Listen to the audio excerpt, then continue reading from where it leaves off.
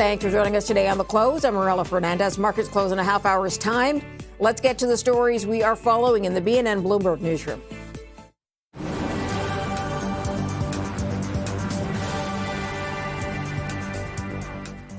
In Quebec City for a cabinet meeting, the Prime Minister says with rising populism and ethnic nationalism, Canada can show how diversity can be a strength and not a weakness. Mark Carney highlighted the need to double efforts to rebuild the economy and seek out new markets, and he spoke about Canada's changing relationship with the U.S. Canada and the United States have built a remarkable partnership in the economy, in security, and in rich cultural exchange. But Canada doesn't live because of the United States. Canada thrives because we are Canadian. U.S. Commerce Secretary Howard Lutnick warns that the Prime Minister's move towards China may seep into Kuzma talks later this year. Lutnick also says recent moves by Carney in China are political noise. And there he is complaining that he's going to go to China and improve it. What's he going to do? China's delighted to sell to him. But do you think China's going to open their economy to accept exports from Canada? This is the silliest thing I've ever seen. And the American President Donald Trump is suing J.P. Morgan and its CEO Jamie Dimon for at least $5 billion U.S. He alleges the lender stopped offering him and his businesses banking services for political reasons. Trump accuses the bank of trade libel and breach of good faith. And he claims Dimon violated Florida's deceptive trade practices law. In response, J.P. Morgan says it does not close accounts for political or religious reasons. It is a day of gains on the North American markets. The TSX 211 points up right now at 33,063. Let's go to the north, to the American market south of the border. The S&P 500 29-point move up today, 0.4%, a half point percentage move by the Dow Jones, 277 points up right now. And the Nasdaq moves up 170 points half an hour before the end of the trading day.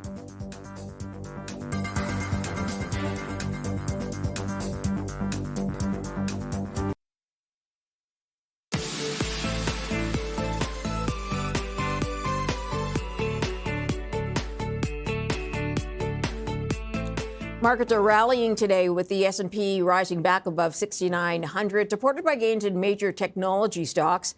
Our next guest says he's overweight equities for the next 12 months. Let's go to Darius Dale, founder and CEO of 42 Macro. Darius, thanks for joining us today. Thanks for having me, Marella. It's wonderful to be here again. Thank you. What's leading you to be overweight in equities for 2026? Well, that's a great question. There's a lot of really good things going on. I would say to just start from a top-down perspective, there are only 6 key macro cycles that impact the momentum and dispersion of asset markets on a trending basis. It's growth, it's inflation, it's monetary policy, it's fiscal policy, it's liquidity and positioning. Right now, growth, inflation, and liquidity are currently tailwinds. Monetary policy and fiscal policy have a high probability of evolving into tailwinds, which ultimately means we're going to have 5 of 6 key macro cycles that are tailwinds for risk assets at some point this year. In our opinion, it's going to be hard to hold back the markets, even in the context of this historic crowded degree of bullish positioning that we continue to observe. Okay, but you do think the move higher will be a white knuckle move. Why is that? Yeah, well, again, we're starting the year at a historic degree of crowded bullish positioning. Historically, what that means is that, you tend to see a higher frequency of corrections. You tend to see a higher severity of corrections and crashes when you have that as a starting point. So ultimately, what needs to happen, because the positioning cycle is not a catalyst, we need to have negative trends develop in those other 5 key macro cycles. And what I'm telling you is that according to our models and according to our research, it's highly unlikely that over the next 12 months that we have negative trends develop in these cycles. What is highly likely is that we have a continuation of the positive trends that currently exist and the advent of 2 more positive trends, particularly from the perspective of fiscal and monetary policy, and we can unpack any of that. All right. You also see the market turning into a U-shape. Can you explain what that is and if you have a timeline for that?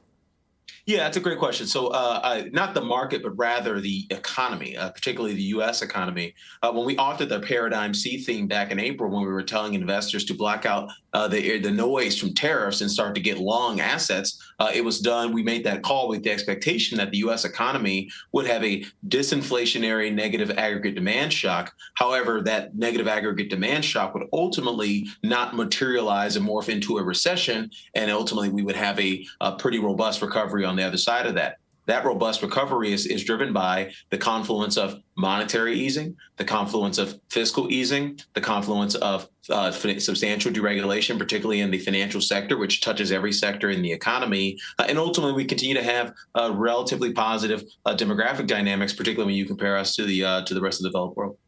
Okay, so let's talk a little bit more about the change of leadership that's coming at the Federal Reserve.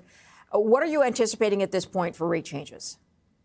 Yeah, well, so and from a rate change perspective, it's highly likely that if we see any movement from here on the policy rate, it'll likely be well into the next Fed chair's tenure, which may in fact be delayed to the extent that this inquiry against Chair Powell continues to fester, and the Trump administration obviously gets some pushback in the Senate with regarding incremental confirmations. But ultimately, it's our view that the U.S. is in the precipice of a structural uptrend in productivity growth. And what that'll ultimately do is it'll shave about, roughly around, according to our models, 50 basis points off of trend inflation, which will help inflation to settle out nicely at a level that is more consistent with the Fed's arbitrary 2% target closer to the end of the year. We may see a transitory bump in inflation sometime around Q1, Q2 as a function of the fiscal stimulus we're anticipating. But the reality is that is likely to be a transitory dynamic that is offset by continued disinflation in housing and continued disinflation in wages. Okay, so let's get to sectors that you like for 2026. What are you looking at?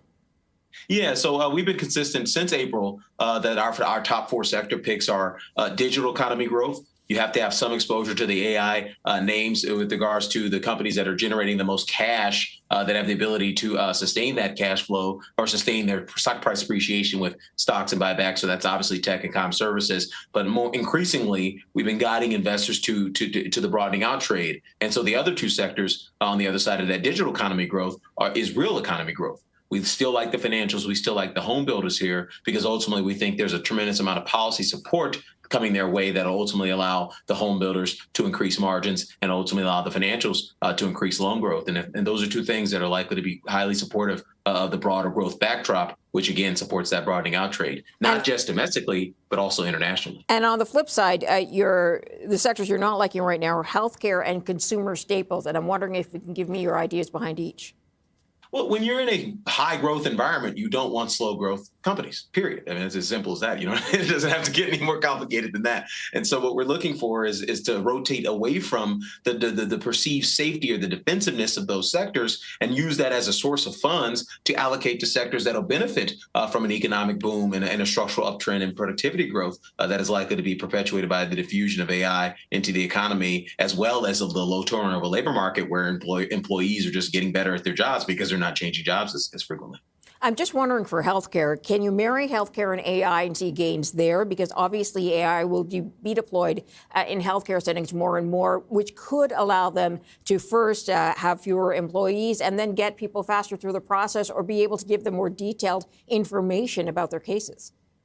Yeah, that's likely to be an ongoing story. And that's just one of many, many stories across dozens of industries and hundreds of businesses in this country, not thousands of businesses in this country, where they're going to use AI, use automation, use robotics to increase their margins. I'm not saying this is a great outcome for society because it probably won't be a great outcome for society. But what we're likely to see over the long term is a divergence between earnings and the market and the labor market. And so from the perspective of labor winning or losing that age-old struggle versus capital, that's actually bullish for stocks and bullish for risk assets. But again, maybe not so great for a society. All right. Darius Dale, appreciate you joining us, sir. Thanks for your time.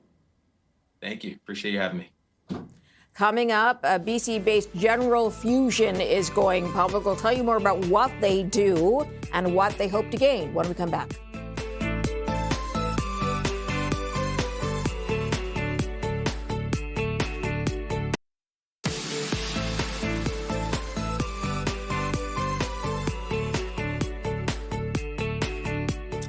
A company called General Fusion out of BC is going to go public. So what is fusion technology, you ask? Let's find out. Greg Twinney joins us now. He's CEO of the company General Fusion. Thanks for joining us today.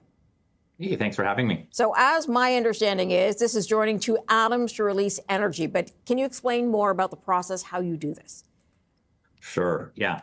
It's an exciting day. Look, fusion is the power of the future. And our announcement today is just another point in time that is solidifying that path to having fusion powering the world in the near term. Oh. You described it correctly. The process that underlies fusion is something that we see every day when we look up at the sun and stars. Fusing two light atoms together under the right temperature conditions and density conditions releases immense amounts of energy, near limitless amounts of energy. So the pursuit of being able to achieve that here on demand, creating clean, limitless energy from that is something that we, General Fusion, have been at for the last 20 years. Okay, so. And we today just announced going public, which is a huge step forward on our path to put fusion energy on the grid by the mid-2030s. Okay, how much are you hoping to raise for the IPO, and what will the money be used for? Yeah, so today we announced a merger with Spring Valley in a de-SPAC combination that will culminate in us being public by the mid-2026 timeframe. We also announced today PIPE capital raised alongside that business combination.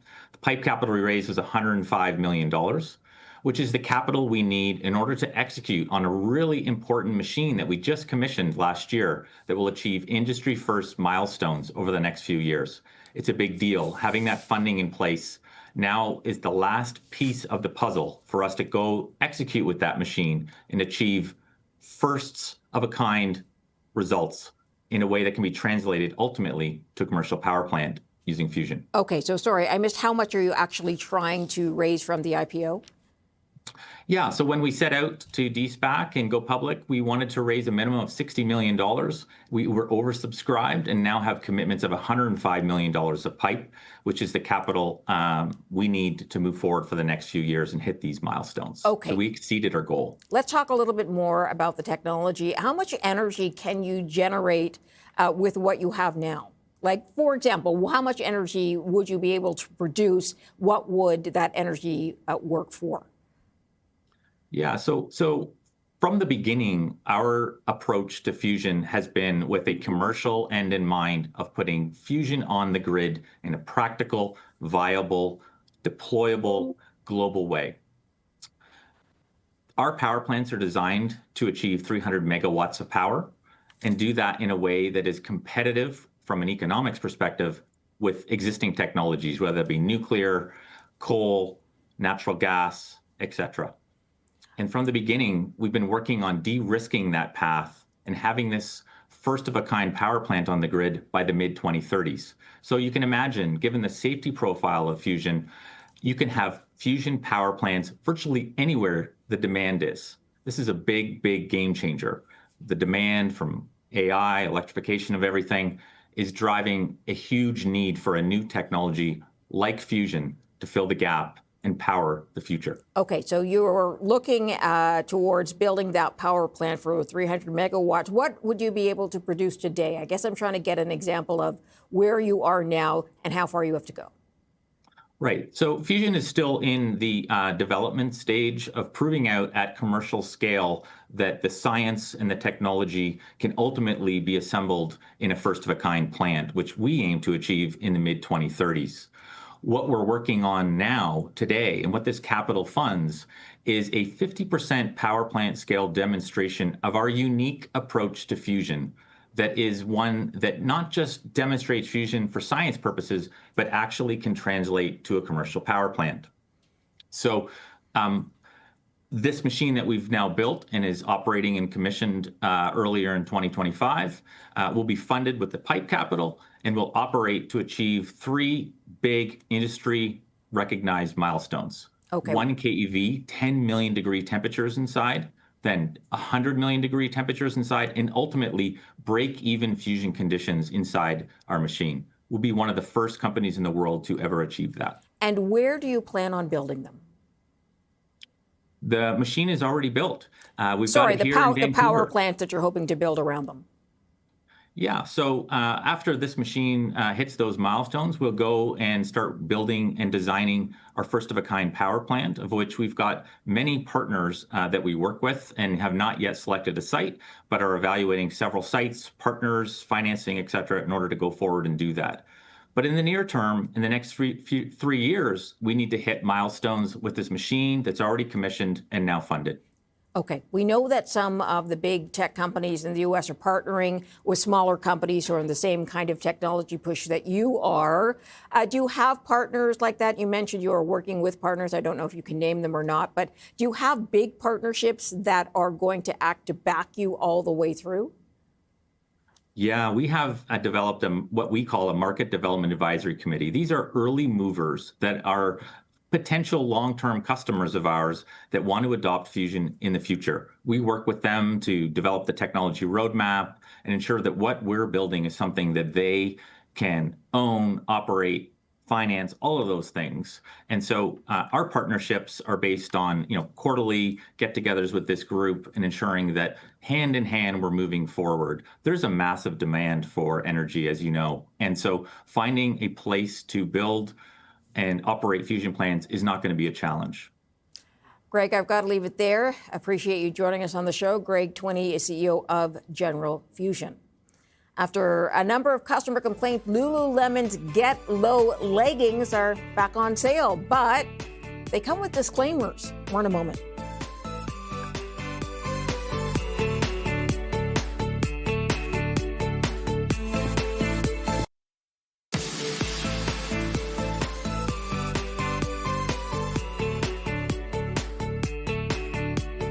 Canada doesn't live because of the United States. Canada thrives because we are Canadian. That's coming from the Prime Minister today. He said that outside of a Liberal cabinet meeting in Quebec City. Let's go to CTV's Jeremy Charron on this. He joins us now. Jeremy, you're there. Carney delivered opening remarks. What more did we hear?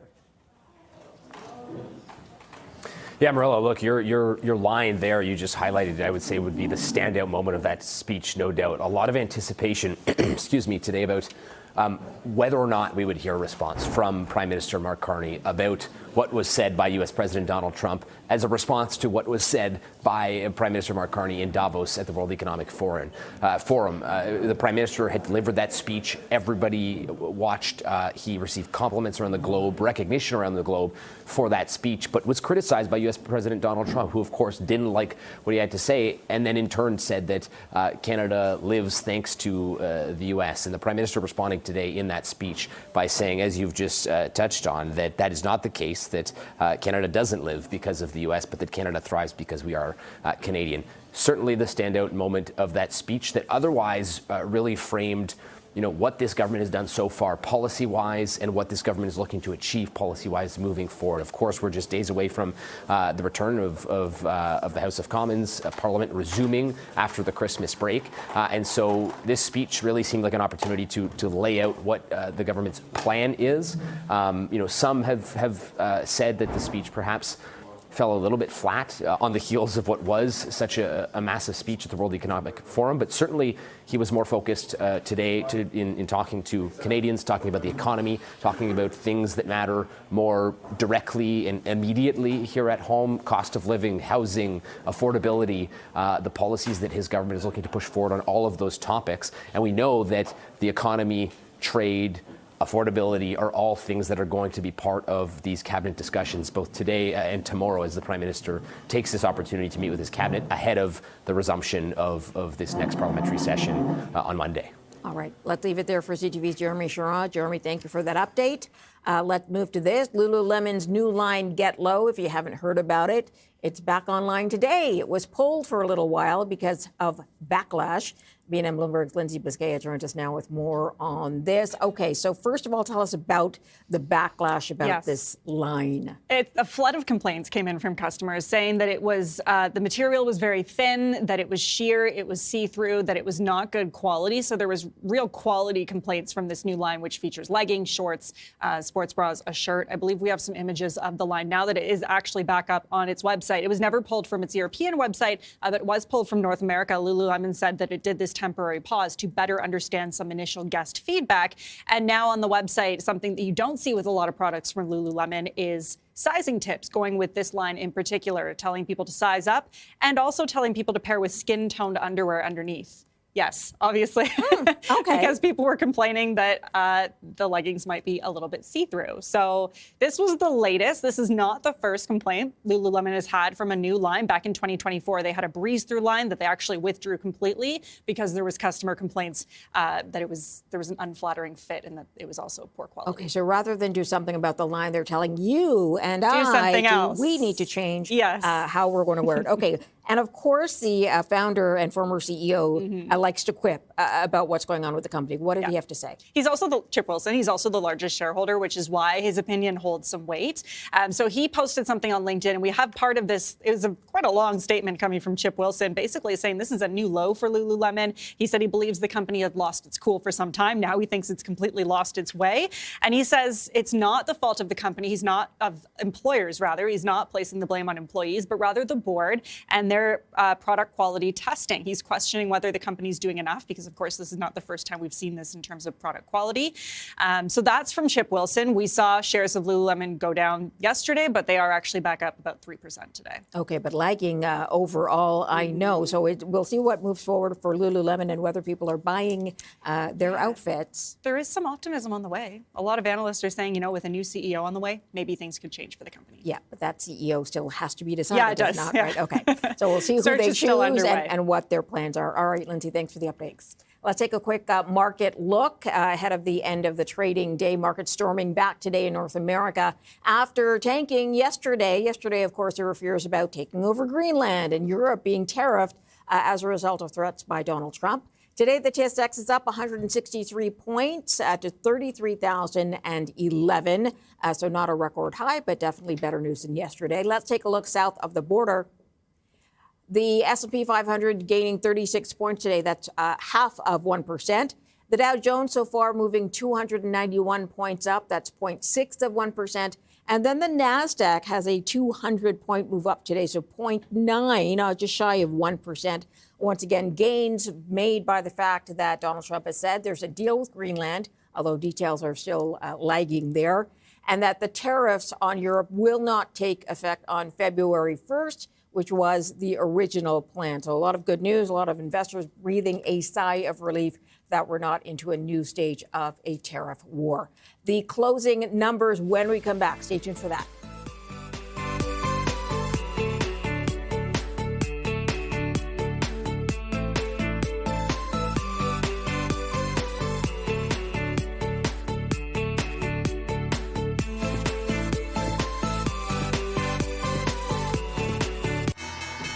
Here are the closing bells for the end of the trading day. At the NASDAQ today, NervGen Pharma ringing the bell. In New York, Transocean ringing the closing bell to celebrate its 100th anniversary of its founding. They're watching the close on BNN Bloomberg. I'm Morella Fernandez. Here's how we ended the day on Bay Street and Wall Street.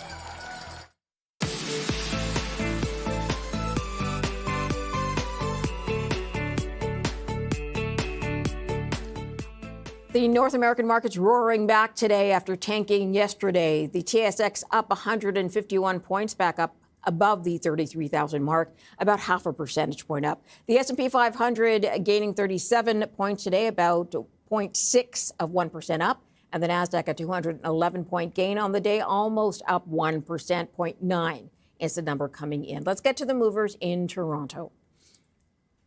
Seabridge Gold moving 12.6% up today. That's a gain of $5.71, taking the stock price, the share price, to $50.97. Let's get to New Gold. It is up today, almost 12%. A volume trade double today for this stock. Moving to Discovery Silver, it's also a gainer over 12%. That's $1.19 a share, taking it to $10.94. SSR Mining gaining as well. It's up almost 12% as well. And then Energy Fuels is the next gainer here. It's up over 8%. That's a $2.52 gain to $33.67. Look over the 1 year here, up 323%. Let's go to Perpetua Resources, and it is also a gainer of 10.7%. And we're going to go now to the other side in the red, Lundin Mining, which has lost 10.9% or $4 per share, taking it to 32.67. Stephanie has the details on this one in just a moment. So let's move over to Bloomberg's equities reporter, Stephanie Hughes in Toronto. She has the reasons behind Lundin Mining dropping. I know it's production, but what happened? Yeah, that's right, Marilla. So Lundin spent most of the trading day as the worst performer on the TSX, like you just alluded to, after the stock price fell by over 11% at its lowest point. That marked its biggest intraday decline since last April. So it's been a few months since we've seen a move of this magnitude, and that's because the miners' gold production, they had to cut their gold production for the year.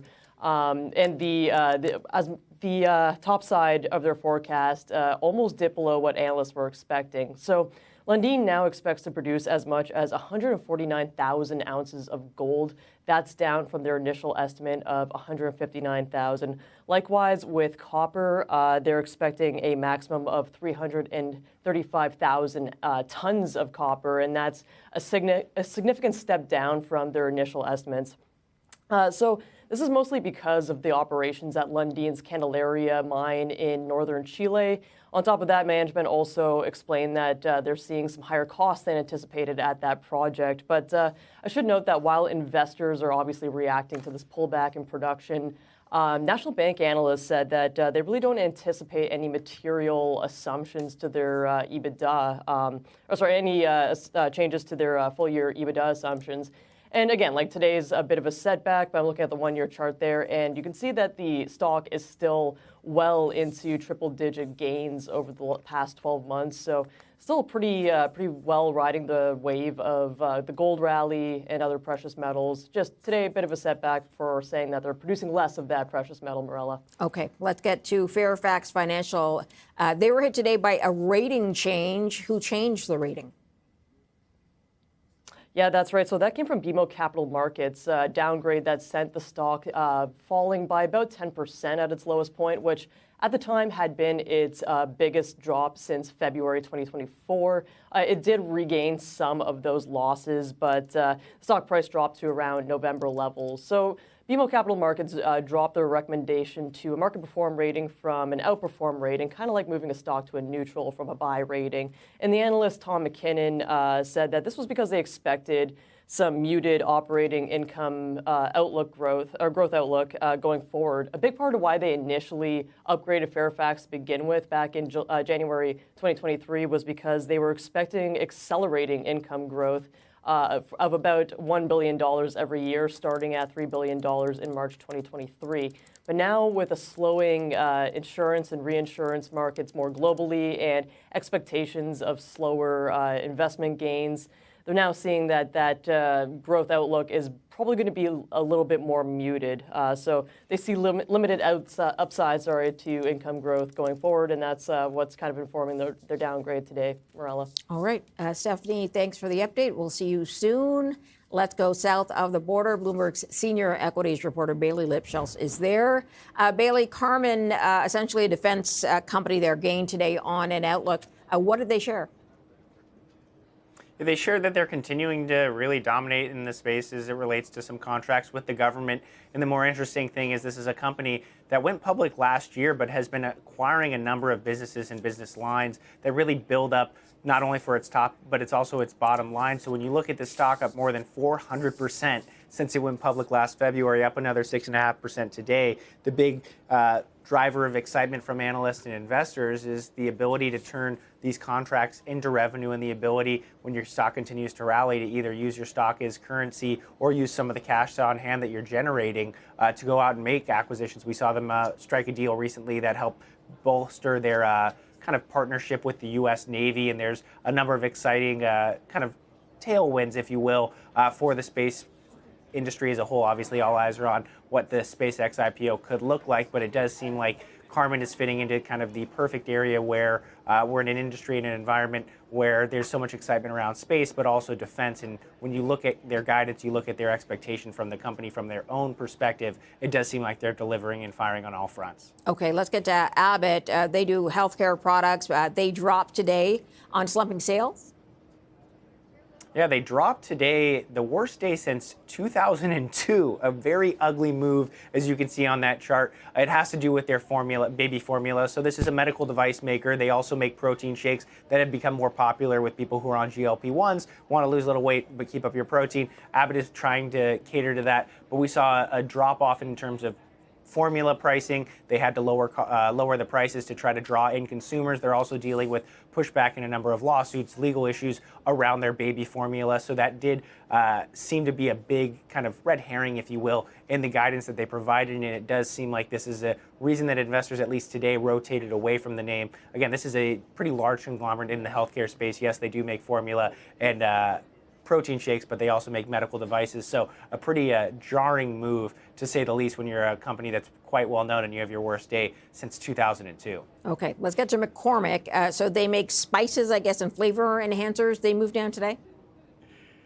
Yeah, they're down as well on guidance expectations. They called out tariffs, the uncertainty around that. This is a company that we have seen and talked about as it relates to the strength of the consumer. They make spices, they make flavoring supplements, as you mentioned, but we have seen kind of uncertainty, if you will, around the company where maybe people are not paying up for more premium spices. If you can buy the private label cinnamon at your local Walmart or grocery store, maybe that's a better use as opposed to paying 50 cents or $1 more for the McCormick flavor packages. But they again did call out the impact of tariffs. There's some uncertainty around currency headwinds, but again, a big move down after missing those fourth quarter earnings. So as we roll on through earnings season, it'll be interesting to track how the consumer is doing and how we're seeing two companies moving to the downside in Abbott and McCormick in different areas, but all around the U.S. consumer and spending. Bloomberg, Bailey, Lipschultz. Got to leave it there, so thank you for your time. Our next guest says the economy is holding up well, but underneath the surface, the engine is clearly downshifting. More in a moment.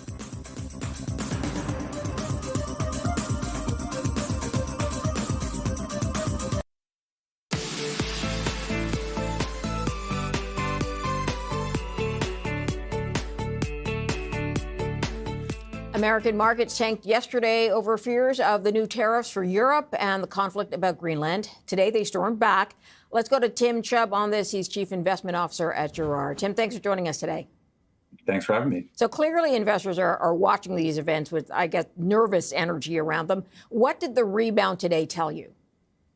Yeah, I think it was ultimately what we, had seen a couple times, throughout most of 2025, and that many times when the Trump administration, puts forward some of these policies or these threats related to tariffs, that ultimately it's to get to the negotiating table and hopefully use that as somewhat of a leverage to affect some of the changes that they want. And so I think markets had sold off earlier in the week as a result of obviously that uncertainty and the threats, especially related to the European Union and the trade path there. But I guess it's a sigh of relief since as the just being mentioned, we haven't necessarily seen that strong of earnings this week, at least this far.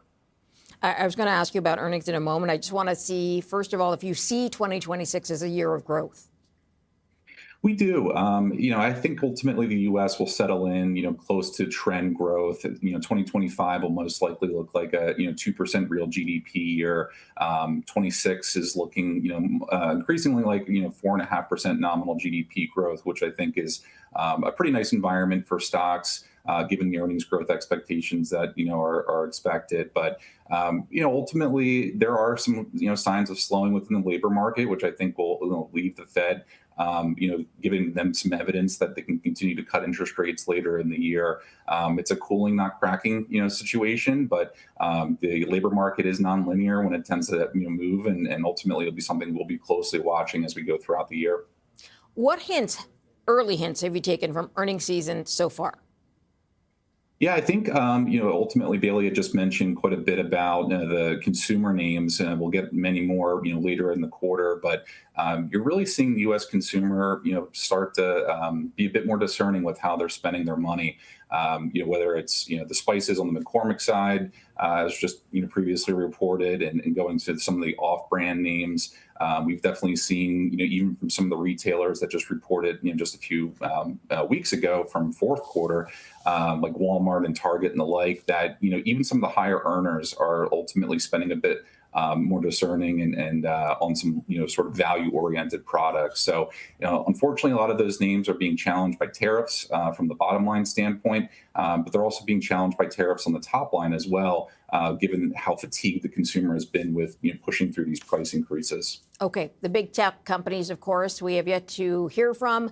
What do you expect as a theme from them? I know Intel's going to or is reporting after hours, but generally speaking, what do you expect as the theme emerging from big tech? I think maybe it's a oversimplistic answer, but I don't think very much is going to be changing. Investors will be looking for AI monetization, what expectations are going to be looking like on the capex side of things. Some of our favorites, like a Meta, obviously have been seeing some of the early efforts on the AI spend result in ROI for advertisers, and so I think it continues to be very for the Fed, it's the labor market, for the market. For the stock market, that is, it's really what's going on with this AI capex spend. But I do think a theme that may start to occur throughout the rest of this year, which should be supporting those capex figures, is really the enterprise adoption taking place with generative AI. For much of 2025, it was a lot of let's make sure the data is secure. How are we going to roll this out to our workforce? And so a lot of the software names, like a ServiceNow, for example, although it's per seat pricing, I think will continue to benefit from sort of the vertical software as a service model and being able to monetize some of those AI investments to their customer base. Okay, so let's back that up a bit, because obviously those who have the enterprise AI benefit are going to backtrack to where the AI growth comes from originally. So who are the AI winners and losers that you see now? Is that becoming clearer? I think it's becoming clear, throughout this sell-off. It's been interesting. There's been companies like Microsoft that are going to be really well positioned, that have sort of been the software names, babies thrown out with the bathwater, if you will. But there's other companies out there that have quite a bit more terminal risk associated with how AI could potentially, change the entire dynamic for the product that they're servicing. And so, from a software standpoint, I think metered rating and consumption-based models perhaps will become a bit more popular versus the per seat. But for some of these mission-critical software needs, especially on the enterprise side, like a Salesforce or a ServiceNow, we think they'll just be fine after all. The sell-off is over. And so we've been incrementally nibbling so far this year on some of those companies. And I think they'll ultimately be winners that are getting priced like losers right now. Okay, let's get to sectors that you like more generally right now. I know you say you do have to be more picky as an investor. Yeah, I think financials is an interesting place to look. Early, in 2025, we had taken off some of our exposure on the banks as the yield curve, was getting priced in and steepened.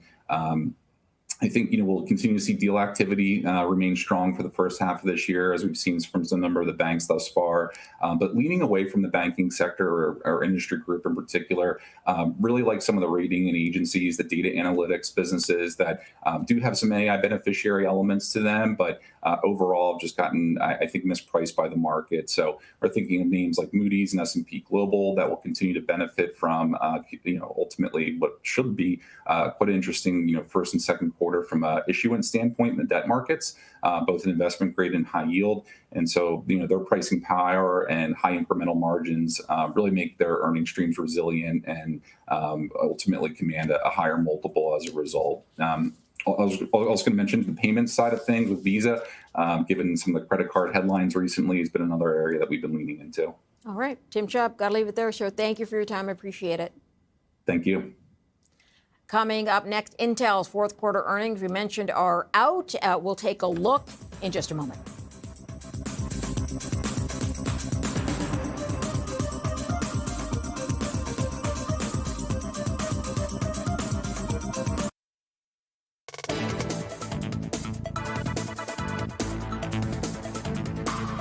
We have fourth quarter earnings results coming in from Intel. Let's see how they did. Revenue coming in at $13.67 billion for the company. That is 4.1% down year over year. and the estimate had been $13.43 billion. So they did beat on that. Intel products revenue coming in at $12.93 billion. That is also down year over year. And the estimate had been $12.79, so they did beat there. Client computing revenue, $8.2 billion, down 6.6% year over year. And the estimate had been 8.3, so a miss on client computing there. And data center and AI revenue coming in at $4.74 billion. That is positive, almost 9% year over year. The estimate had been 4.42, so they built on the data center revenue angle. Let's get to first quarter forecast. Somewhere between $11.7 billion to $12.7 billion. The estimate is $12.56 billion, which is from Bloomberg. And they see operating expenses adjusted coming in at $16 billion. The estimate had been just below that. Demand, they say, is quite strong. But the company's working hard to fix manufacturing problems. They're depleting their inventory. Let's go to Ivana Delevska, founder and chief investment officer at Spear Invest, to talk about what we've seen so far. Ivana, what were you looking for in the year-over-year numbers? Well, thanks for having me. The big disappointment here, it's really more on the guide for Intel. And the reason is because they're facing manufacturing problems with yield. So they're not getting as good yield on what they're inputting here. So that's really what the disappointment has been about. This has been a turnaround story. So a lot of people were betting on manufacturing getting better. So the fact that it's not yet there is disappointing for investors. Is it good news that they're depleting their inventory in the sense that there is demand for their product? Well, it's good and bad, right? So there is demand. We all know there is demand, but it's not that great that they're depleting their inventory, because how do we know that they're going to be able to secure more inventory? Really, the tightness that we're seeing right now is across the supply chain. So are they going to be able to secure more memory capacity? Are they going to be able to secure more components? So from our perspective, it's not necessarily a positive that they've depleted their inventory. Okay. Because then what we could be hearing is that now they don't have any inventory. All right. When you look at the revenue streams, which one or two are the most important for this company? Well, there are two parts of this business. One part is their chips, and the other part is the founder business, right? So the chip design side is really very important in that we're looking for signs that they start gaining back their footing against AMD. They're still losing share, we believe. On the flip side, the foundry side is really the problematic side. So we're going to dive deeper into the numbers and see whether foundry is still losing money and what the timeline looks for that to turn around. Do you also worry about their valuation? Many are saying they've come too far too fast after the Washington investment, and there will be some sort of correction? Well, the valuation is really going to be a bet on how quickly they can turn around their earnings, right? If they can grow earnings pretty significantly from here, or especially if the foundry side can stop losing money and become profitable, I think the stock doesn't look expensive. The issue is that we're not there yet. So it's always a little bit ahead of fundamentals just because it's trading a lot on these headlines and hope that the business will be turned around. Okay, we have analysts, most of them, or 46 of them anyway, say they have a hold rating on Intel. Do you think the numbers released today change that rating at all? No, I don't think so. I think basically, unless you are seeing some sort of a turnaround as a fundamental investor, it's going to be hard to recommend this stock. I think as we go forward in the year, if they can fix their manufacturing challenges, that's when we would see the street become more positive on this. Okay, let's get to a couple of your stock picks right now. I'm going to start with Coherent, COHR. They do optical materials, but also semiconductors. Tell me a bit more. So they do optical components that connect data together, right? So they connect the semiconductors to each other and to the outside world. So we see networking as a big opportunity here. They make optical components and lasers. That's really a theme that we're relying heavily on as we go ahead looking into this year. we really like the fact that this cycle turned around in the middle of last year. So we're starting to see supply really tighten up for this product. So we're pretty positive on optics overall, and Coherent is our top pick. Okay, let's get to another one you like, which is Rocket Lab, their space exploration. What do you like about them? So space is a new theme for us this year. We really are believers of these data centers in space theme. We think this is going to take long to play out, but launch capacity is really tight right now. So there is not really that much available capacity, and Rocket Lab really benefits well here. So we like space overall. AST, Space Mobile, and Rocket Lab are top picks in the space. Rocket Lab was hit a little bit, was down a little bit today because they had some launch issue for their new neutral launch. But we believe that those are going to be resolved, and we're pretty optimistic on the stock. Okay, I do want to get to Lam Research, which is your third pick of the day. Tell me about Lam. So Lam is really a play on the chips CapEx side. We think that that's really where a lot of the upside is going to come in the next leg of the cycle. So far, it's really been more chips manufacturing and design where we're seeing the upside. So this would be the NVIDIAs, the AMDs, the Intels of the world. We believe that now you're going to see capacity being constrained, especially on the memory side. So companies are going to have to start adding capacity, and that's where Lam benefits from. We disclose all of our holdings on our website, but this is one of our top picks on the CapEx side. Okay, I'm going to leave it there, Ivana, but thank you so much for joining us. Appreciate it as always. Thank you. When we come back, we will hear from the U.S. Commerce Secretary Howard Lutnick on why Canada might be making a big mistake, he says, in shifting trade focus to China. Back in a moment.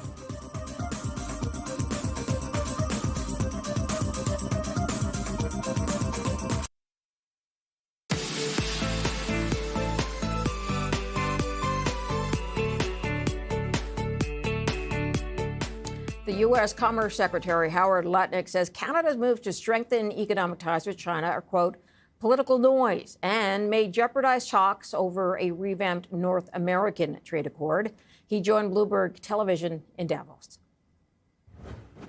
I think our relations are perfectly fine, right? I described the relationship with respect to the whole, when Greenland was going back and forth before we sort of settled it with a framework agreement, right? I called it a kerfluffle, right? It's basically like if you have an argument with your spouse, that's not real, it's not a real one. It's like a small thing. My spouse doesn't go out there and deliver a speech after that argument and say it's the end of the relationship. Fair enough, but you're right. And I think they overreacted, and it's proof that they overreacted because a day or two later, there's a framework that makes sense, right? What did we say? We said we cared about it for national security.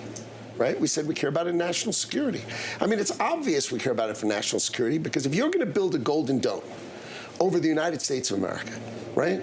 Wouldn't you prefer the Golden Dome cover Greenland? So when you're knocking out the missiles, you're not knocking them out right over your head? Like we've all seen Israel like knocking out the missiles right over their head with their Iron Dome. Wouldn't you prefer to knock out the missiles if you live on the east coast of the United States of America over Greenland, a couple of thousand miles away where there's no people, right? Doesn't that sound better? So this is sort of where we're thinking about it and how our national security team is thinking about it. So what's actually in the framework? Well, the framework is a national security-based framework. That's what the United States cares about. We care about our national security, and we care about the shipping lanes.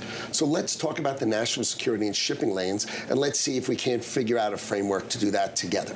And I think that's what the president truthed about. He said we're going to try to figure that out together because those were the key points that the United States of America cared about. And I think the president's been clear about it, and he just wants people at the table dealing with it swiftly. I mean, think about this. He sends out a truth.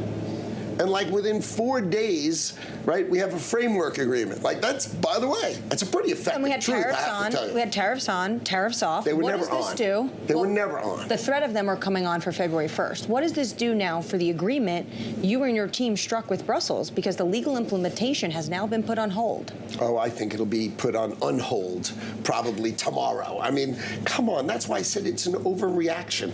I mean, they know when the president says this is what's going to happen. I mean, what provoked the president? What provoked the president was that they sent military people to Greenland, I mean, they didn't send military people to Ukraine. Like, why are they sending military people to Greenland? It seemed like a provocation. We spoke to the Finnish leader, and he suggested that was a miscommunication, and he cleared that up pretty quickly. There's something I want to get into with you that I think is quite important. This, of course, is the art of the deal. We talk about it on the programme all the time. The president anchors the story to the extreme and then gets a favourable deal for the United States. I think that's well understood. Something happened, though, in the last 12 months that I think is really interesting. He tried the same thing with Canada and totally upended the election in Canada north of the border. Poilievre was going to sail away with that. The reason Mark Carney's here as Prime Minister is because the President took such an assertive stance on Canada. Now, at the time, I was finding the humour in the conversation. Then the Canadians started lighting up the Bloomberg terminal, sending messages. They were deeply offended. And we've seen that damage the economic relationship with Canada and the United States. And the risk here, Mr. Secretary, and I'd love your thoughts on it and your reaction, because I think this is really important regarding the Europeans. The points you're making about Europe and have made over the last week are valid points, and they're actually well received by a lot of Europeans. But the style in which it's being delivered at the moment, some of them are finding it offensive. Do you think there's a risk here that we damage the economic relationship with the Europeans in the same way we do with the Canadians, and for that matter, derail the conservative movement in Europe that's well underway? I don't. I think the fact is that you need to rethink. I think Europe is amazing, and it's got extraordinary opportunity and a $20 trillion economy. But think about this. If they had the right digital rules, meaning similar digital rules to the United States, we have $6 trillion worth of committed investment to build data centers in America. And we have a $30 trillion economy. So if they had a $20 trillion economy, you'd say, okay, if they had the same rules, they could get $4 trillion. Or how about $2 trillion? You realize $2 trillion for their economy, right, would be 10 points of GDP spread over 3 or 4 years. I mean, that would produce amazing growth. And let me sort of explain how that works. So we did a deal with Micron, right? They're going to build $200 billion in America. So on Friday, last Friday, we did a groundbreaking of their mega fab, $100 billion fab. And where did they do it? They did it in upstate New York and Syracuse. Now, there hasn't been industrial building in upstate New York in probably 40 years. But if you think about it, it had a huge industrial base once upon a time. So what does it have? It has power, because it has the power infrastructure for that. So what that does is it creates like this enormous uplift. And I think Europe can do the same thing. I think the UK can do the same thing.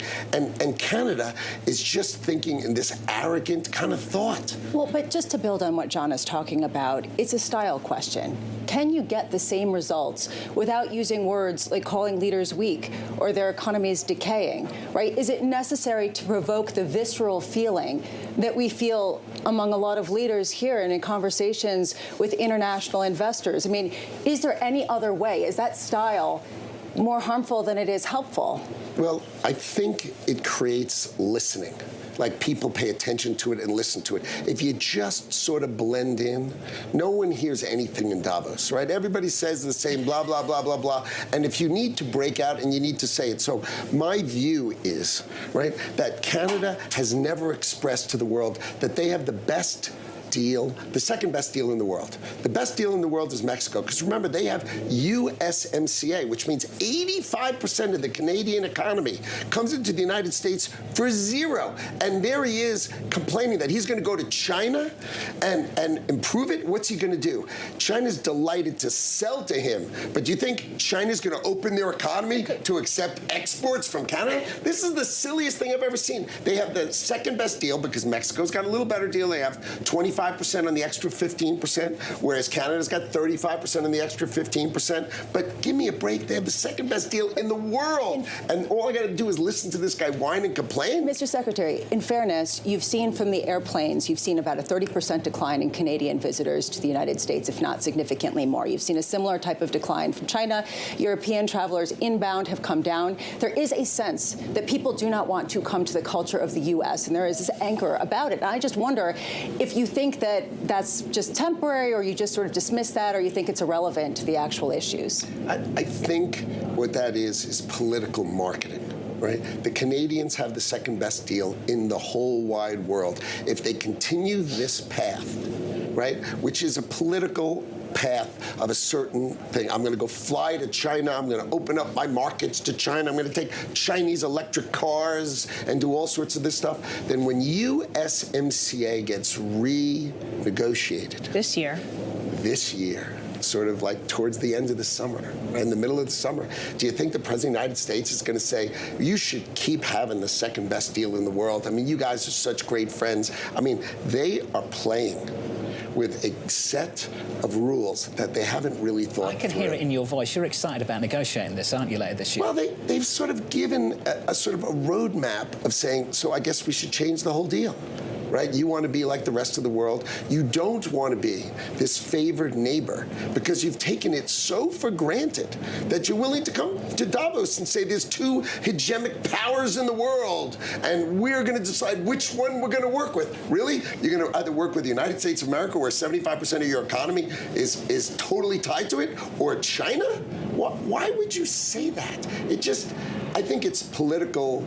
You know, I think if we take it correctly, we should look at it as just political noise coming out of a prime minister, and maybe this is working for his election, right? Because I don't think it can be real, because if you took out the math of Canada's economy and it's doing business with the United States of America's $30 trillion economy, there's no such thing as changing what they have today. No one would vote for changing what they had today. Now, maybe they're marketing it well, but they're just for their politics. But they're surely not marketing it well for their fundamental economics for long-term the United States. That was U.S. Commerce Secretary Howard Lutnick speaking with our Bloomberg colleagues in Davos. Coming up next, U.S. bonds sold off at the start of the week because of the growing concerns about their safe haven status. We'll talk about that in just a moment.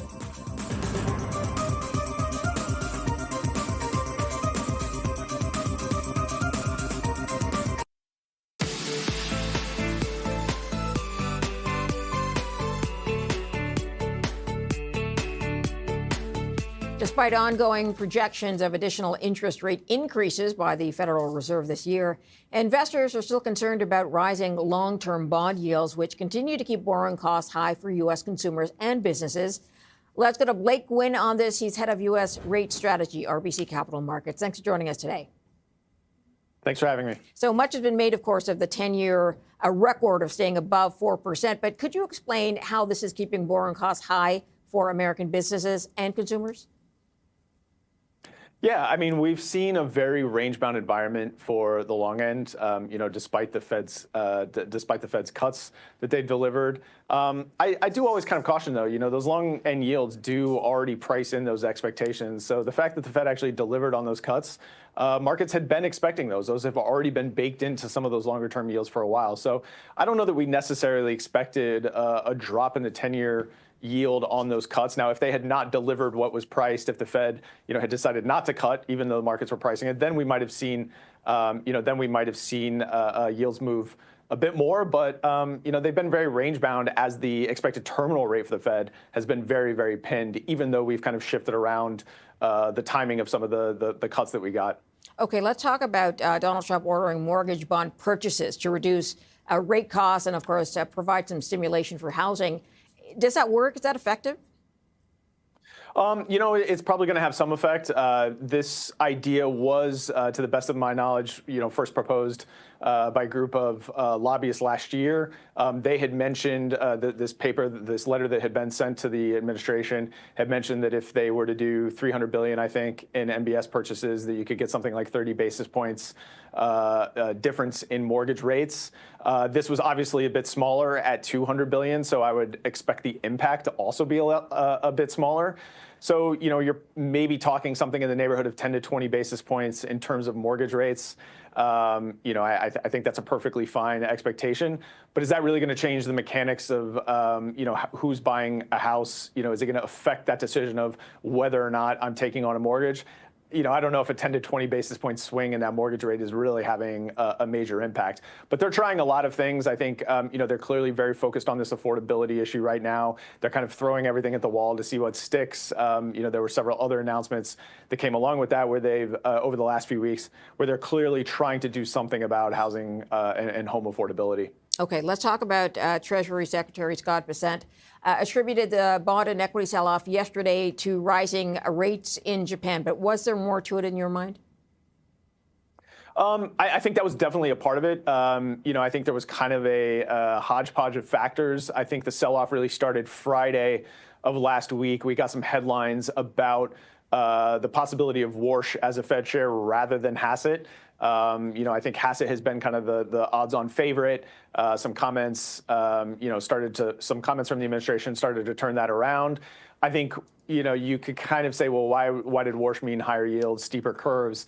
I think there is this view that, perhaps he's a bit more credible than Hassett. That could have been driving some of it. So you're not going to get these kind of you're not going to get the kind of dovish outcomes that you might get under a Hassett. He's a little bit more independent. I think the other piece of it is, in the past, he has been a bit more hawkish on balance sheet policy.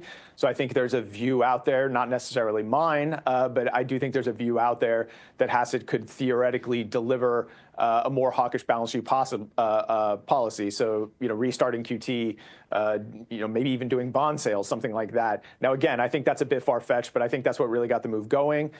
Then as we got into this week, when the U.S. markets were out on Monday for the holiday, we saw a lot of movement in Japanese yields. That certainly added to it. And then lastly, I would say, a lot of the concern around these Greenland headlines, that started to move equities.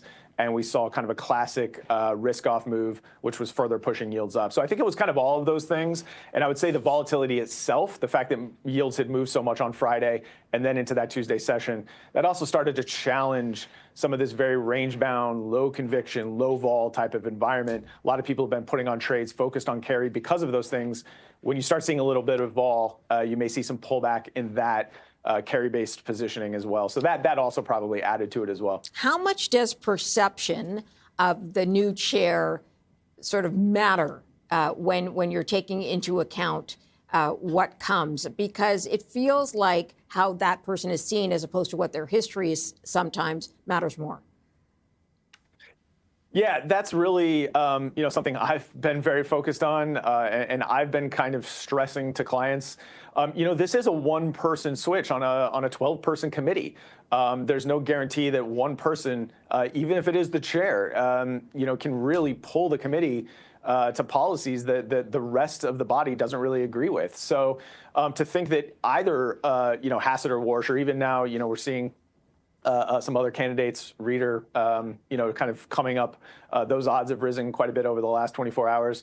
I don't know that the actual policy outcomes, whether it's in terms of rate policy or the balance sheet, are really going to be materially different under either of those candidates over the next 1 to 2 years. Because, again, that's one person on a 12-person body. Now, what I will say from a trading perspective, it does seem like markets will kind of latch on to the idea that there is a trade around each of these candidates. So, I mentioned before that people are kind of seeing Warsh as hawkish on the balance sheet. So, what do? You steep it, you go into curve steepeners, you sell, Treasury swap spreads. People have decided that's kind of the trade for Warsh. So if you see his odds go up, that's the trades you do. Now, that may not actually play out. In the next 2 years, however long they're Fed chair, maybe it's not actually a different outcome, but if the market decides that's how it's going to trade, it's very, very tough to fight, to fight that direction. Blake Wynn, got to leave it there, but thank you for your time. I appreciate you joining us on The Close. Coming up next, a lingering anxiety across Europe with unanswered questions about what that new Greenland deal actually entails. We did hear from the NATO secretary today. That's coming up next.